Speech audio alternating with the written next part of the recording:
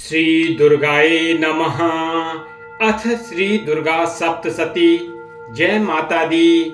आज हम 11वां अध्याय, जिसमें देवताओं द्वारा देवी भगवती की स्तुति तथा देवी द्वारा देवताओं को वरदान दिया जाता है। 12वां अध्याय माँ देवी के चरित्रों का पाठ का जो महात्म्य है उसके बारे में पढ़ेंगे। और जो 13वां अध्याय है उसमें सुरत और वैश्य को माता ने, देवी भगवती ने वरदान दिया। तो सबसे पहले करेंगे माँ का ध्यान। मैं भुवनेश्वरी देवी का ध्यान करता हूँ। उनके श्री अंगों की आभा प्रभात काल के सूर्य के समान है और मस्तक पर चंद्रमा का मुकुट है। वे उभरे हुए स्तनों और 3 नेत्रों से युक्त हैं। उनके मुख पर मुस्कान की छटा छाई रहती है और हाथों में वरद, अंकुश, पास एवं अभय मुद्रा शोभा पाते हैं। ऋषि कहते हैं, देवी के द्वारा वहां महादैत्यपति शुंभ के मारे जाने पर इंद्र और आदि देवता अग्नि को आगे करके उन कात्यायनी देवी की स्तुति करने लगे। उस समय अभीष्ट की प्राप्ति होने से उनके मुख कमल दमक उठे और उनके प्रकाश से दिशाएं भी जगमगा उठी थी। देवता बोले, शरणागत की पीड़ा दूर करने वाली देवी हम पर प्रसन्न हो। संपूर्ण जगत की माता प्रसन्न हो। विश्वेश्वरी, विश्व की रक्षा करो। देवी, तुम ही चराचर जगत की अधीश्वरी हो। तुम इस जगत का एकमात्र आधार हो, क्योंकि पृथ्वी रूप में तुम्हारी ही स्थिति है। देवी, तुम्हारा पराक्रम अलंघनीय है। तुम ही जल रूप में स्थित होकर संपूर्ण जगत को तृप्त करती हो। तुम अनंत बल संपन्न वैष्णवी शक्ति हो। इस विश्व की कारणभूता परामाया हो। देवी, तुमने इस समस्त जगत को मोहित कर रखा है। तुम ही प्रसन्न होने पर इस पृथ्वी पर मोक्ष की प्राप्ति कराती हो।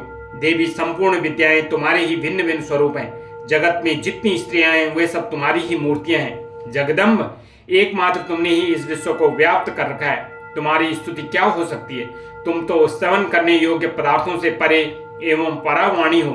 जब तुम सर्वस्वरूपा देवी स्वर्ग तथा मोक्ष प्रदान करने वाली हो, तब इसी रूप में तुम्हारी स्तुति हो गई। तुम्हारी स्तुति के लिए इससे अच्छी उक्तियां और क्या हो सकती हैं। बुद्धि रूप से जब लोगों के हृदय में विराजमान रहने वाली तथा स्वर्ग एवं मोक्ष प्रदान करने वाली नारायणी देवी, तुम्हें नमस्कार है। कला, काष्ठा आदि के रूप में क्रमशः परिणाम अर्थात अवस्था परिवर्तन की ओर ले जाने वाली तथा विश्व का उपसंहार करने में समर्थ नारायणी, तुम्हें नमस्कार है। नारायणी, तुम सब प्रकार का मंगल प्रदान करने वाली मंगलमयी हो। कल्याणदायिनी शिवा हो। सब पुरुषार्थों को सिद्ध करने वाली शरणागत वत्सला, 3 नेत्रों वाली एवं गौरी हो। तुम्हें नमस्कार है। तुम सृष्टि, पालन और संहार की शक्तिभूता सनातनी देवी, गुणों का आधार तथा सर्वगुणमयी हो। नारायणी, तुम्हें नमस्कार। शरण में आए हुए दीनों एवं पीड़ितों की रक्षा में संलग्न रहने वाली तथा सबकी पीड़ा दूर करने वाली नारायणी देवी, तुम्हें नमस्कार है। नारायणी, तुम ब्रह्माणी का रूप धारण करके हंसों से जुते हुए विमान पर बैठती तथा कुछ मिश्रित जल छिड़कती रहती हो। तुम्हें नमस्कार है। माहेश्वरी रूप से त्रिशूल, चंद्रमा एवं सर्प को धारण करने वाली तथा महान वृषभ की पीठ पर बैठने वाली नारायणी देवी, तुम्हें नमस्कार है। मोरों और मुर्गों से घिरी रहने वाली तथा महाशक्ति धारण करने वाली कौमारी रूप धारिणी निष्पापी नारायणी, तुम्हें नमस्कार है। शंख, चक्र, गदा और सार्ग धनुष रूपम उत्तम आयुधों को धारण करने वाली वैष्णवी शक्ति रूपा नारायणी, तुम प्रसन्न हो। तुम्हें नमस्कार है। हाथ में भयानक महाचक्र लिए और दाढ़ों पर धरती को उठाए वाराही रूप धारिणी कल्याणमयी नारायणी, तुम्हें नमस्कार है। भयंकर नरसिंह रूप से दैत्यों के वध के लिए उद्योग करने वाली तथा त्रिभुवन की रक्षा में संलग्न रहने वाली नारायणी, तुम्हें नमस्कार है। मस्तक पर किरीट और हाथ में महावज्र धारण करने वाली, सहस्त्र नेत्रों के कारण उद्दीप्त दिखाई देने वाली और वृत्तासुर के प्राणों का अपहरण करने वाली इंद्र शक्ति रूपा नारायणी देवी, तुम्हें नमस्कार है। शिवदूती रूप में दैत्यों की महती सेना का संहार करने वाली, भयंकर रूप धारण तथा विकट गर्जना करने वाली नारायणी, तुम्हें नमस्कार है। दाढ़ों के कारण विकराल मुख वाली मुंडमाला से विभूषित मुंडमर्दिनी चामुंडा रूपा नारायणी, तुम्हें नमस्कार है। लक्ष्मी, लज्जा, महाविद्या, श्रद्धा, पुष्टि, स्वदा, ध्रुवा, महारात्रि तथा महाअविद्या रूपा नारायणी, तुम्हें नमस्कार है। मेधा, सरस्वती, वरा, भूति, बाभ्रवी, तामसी, नियता तथा ईशा रूपणी नारायणी, तुम्हें नमस्कार है। सर्वस्वरूपा सर्वेश्वरी तथा सब प्रकार की शक्तियों से संपन्न दिव्य रूपा दुर्गे देवी, सब भयों से हमारी रक्षा करो। तुम्हें नमस्कार है। कात्यायनी, यह 3 लोचनों से विभूषित तुम्हारा सौम्य रूप सब प्रकार से भयों से हमारी रक्षा करे, तुम्हें नमस्कार है। भद्रकाली, ज्वालाओं के कारण विकराल प्रतीत होने वाला, अत्यंत भयंकर और अत्यंत समस्त असुरों का संहार करने वाला तुम्हारा त्रिशूल भय से हमें बचाए, तुम्हें नमस्कार है। देवी, जो अपनी ध्वनि से संपूर्ण जगत को व्याप्त करके दैत्यों के तेज नष्ट कर देता है, वह तुम्हारा घंटा हम लोगों के पापों से उसी प्रकार रक्षा करे जैसे माता अपने पुत्रों की बुरे कर्मों से रक्षा करती है। चंडिके, तुम्हारे हाथों में सुशोभित खड्ग जो असुरों के रक्त और चर्बी से चर्चित है, हमारा मंगल करे, हम तुम्हें नमस्कार करते हैं। देवी, तुम प्रसन्न होने पर सब रोगों को नष्ट कर देती हो और कुपित होने पर मनोवांछित सभी कामनाओं का नाश कर देती हो। जो लोग तुम्हारी शरण में जा चुके हैं उन पर विपत्ति तो आती ही नहीं, तुम्हारी शरण में गए हुए मनुष्य दूसरों को शरण देने वाले हो जाते हैं। देवी अंबिके, तुमने अपने स्वरूप को अनेक भागों में विभक्त करके नाना प्रकार के रूपों में जो इस समय इस धर्मद्रोही महादैत्यों का संहार किया है, वह सब दूसरी कौन कर सकती है। विद्याओं में ज्ञान को प्रकाशित करने वाले शास्त्रों में तथा आदि वाक्यों में तुम्हारे सिवा और किसका वर्णन है, तथा तुमको छोड़कर दूसरी कौन ऐसी शक्ति है जो इस विश्व को अज्ञानमय घोर अंधकार से परिपूर्ण ममता रूपी गड्ढे में निरंतर भटका रही हो। जहां राक्षस, जहां भयंकर विष वाले सर्प, जहां शत्रु, जहां लुटेरों की सेना और जहां दावानल हो, वहां तथा समुद्र के बीच में भी साथ रहकर तुम विश्व की रक्षा करती हो। विश्वेश्वरी, तुम विश्व का पालन करती हो, विश्व रूपा हो, इसलिए संपूर्ण विश्व को धारण करती हो। तुम भगवान विश्वनाथ की भी वंदनीय हो। जो लोग भक्ति पूर्वक तुम्हारे सामने मस्तक झुकाते हैं, वे संपूर्ण विश्व को आश्रय देने वाले होते हैं। देवी, प्रसन्न हो। जैसे इस समय असुरों का वध करके तुमने शीघ्र ही हमारी रक्षा की है, उसी प्रकार सदा हमें शत्रुओं के भय से बचाओ। संपूर्ण जगत का पाप नष्ट कर दो और उत्पात एवं पापों के फलस्वरूप प्राप्त होने वाली महामारी आदि बड़े बड़े उपद्रवों को शीघ्र दूर करो। विश्व की पीड़ा दूर करने वाली देवी, हम तुमको चरणों पर पड़े हुए हैं, हम पर प्रसन्न हो। त्रिलोक निवासियों की पूजनीय परमेश्वरी, सब लोगों को वरदान दो। देवी बोली, देवताओं, मैं वर देने के लिए तैयार हूं। तुम्हारे मन में जिस चीज की इच्छा हो वह वर मांग लो। संसार के लिए उस उपकारक वर को मैं अवश्य दूंगी। देवता बोले, सर्वेश्वरी, तुम इसी प्रकार तीनों लोकों की समस्त बाधाओं को शांत करो और हमारे शत्रुओं का नाश करती रहो। देवी बोली, देवताओं, वैवस्वत मनवंतर के 28वें युग में शुंभ और निशुंभ नाम के 2 अन्य महादैत्य उत्पन्न होंगे। तब मैं नंदगोप के घर में उनकी पत्नी यशोदा के गर्भ से अवतीर्ण हो विंध्याचल में जाकर रहूंगी और उक्त दोनों असुरों का नाश करूंगी।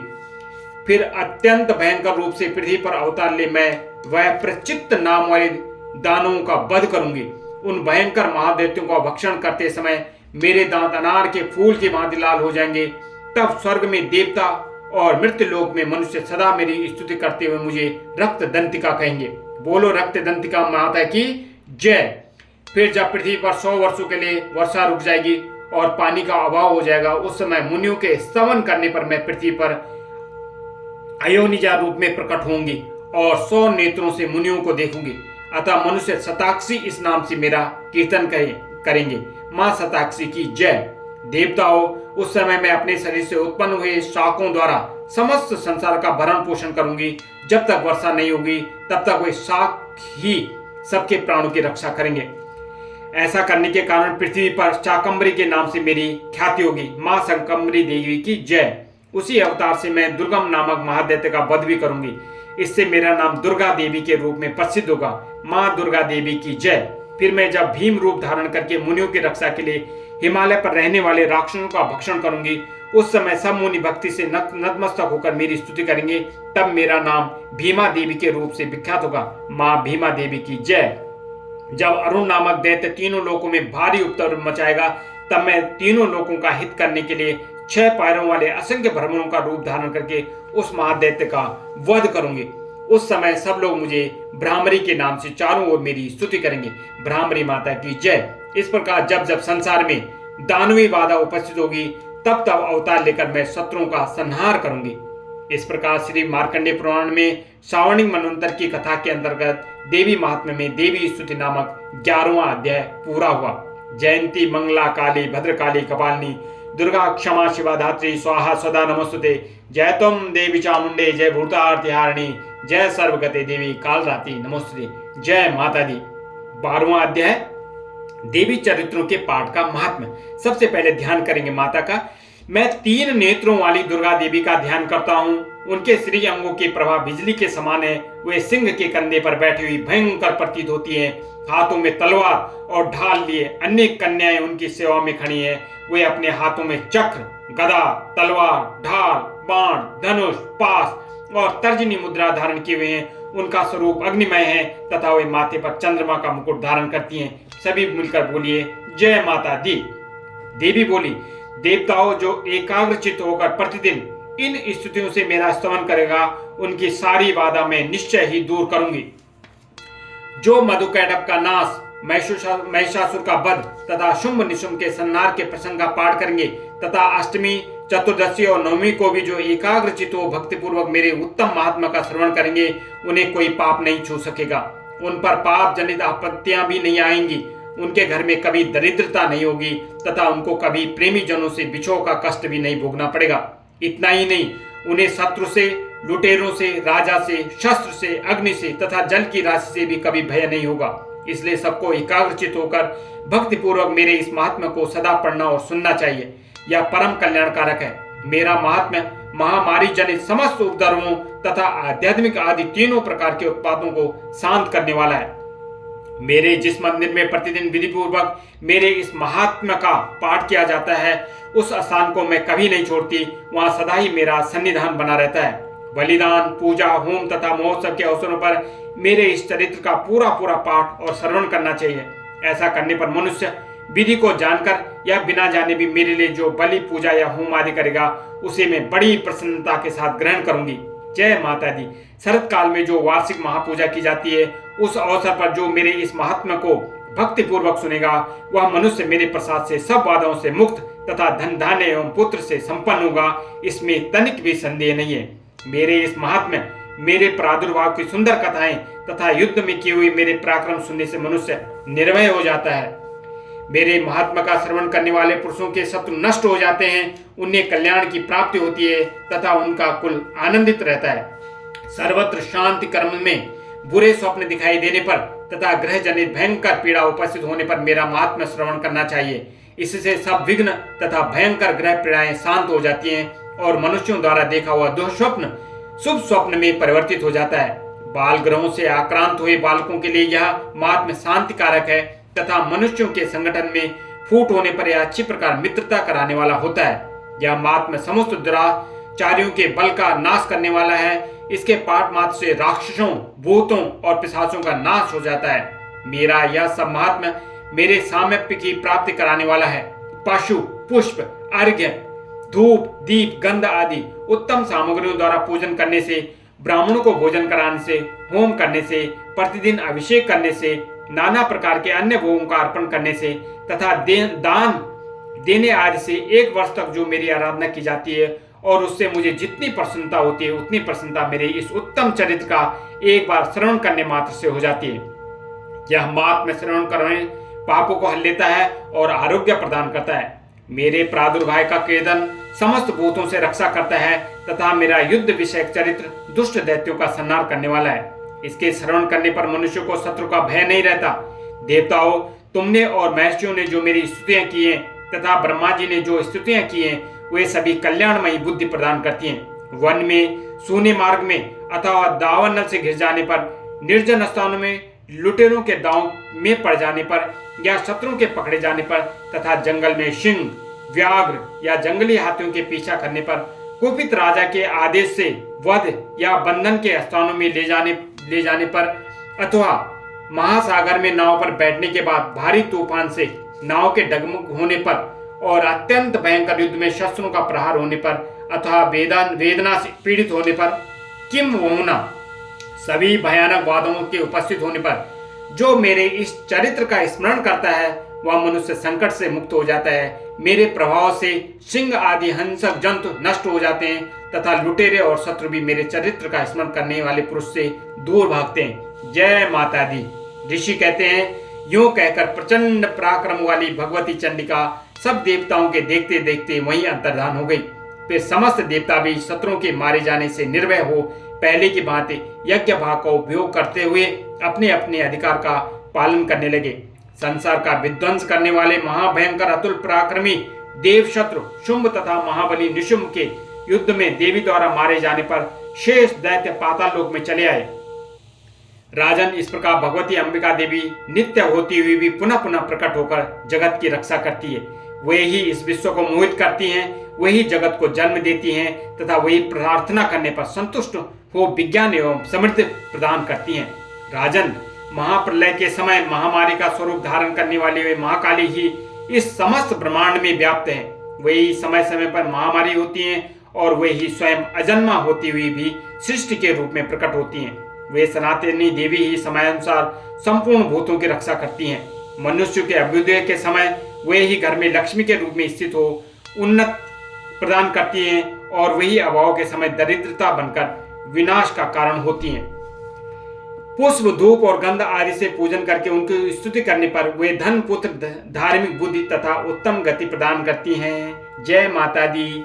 इस प्रकार श्री मार्कंडेय पुराण में चावणी मनवंतर की कथा के अंतर्गत देवी महात्म्य में फल स्तुति नामक 12वां अध्याय पूरा हुआ। जयंती मंगला काली भद्रकाली कपालिनी दुर्गा क्षमा शिवा धात्री स्वाहा सुधा नमोस्तुते। जय त्वं देवी चामुंडे जय भूतार्तिहारिणी जय सर्वगते देवी कालरात्रि नमोस्तुते। 13वां अध्याय, इसमें सुरत और वैश्य को मां देवी ने वरदान दिया।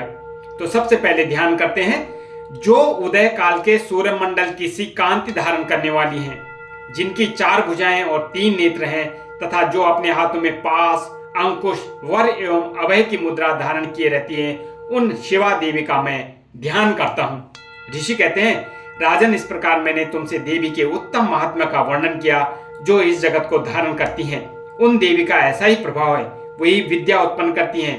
भगवान विष्णु की माया स्वरूपा उन भगवती के द्वारा ही तुम ये वैश्य तथा अन्यान्य विवेकी जन मोहित होते हैं, मोहित हुए तथा आगे भी मोहित होंगे।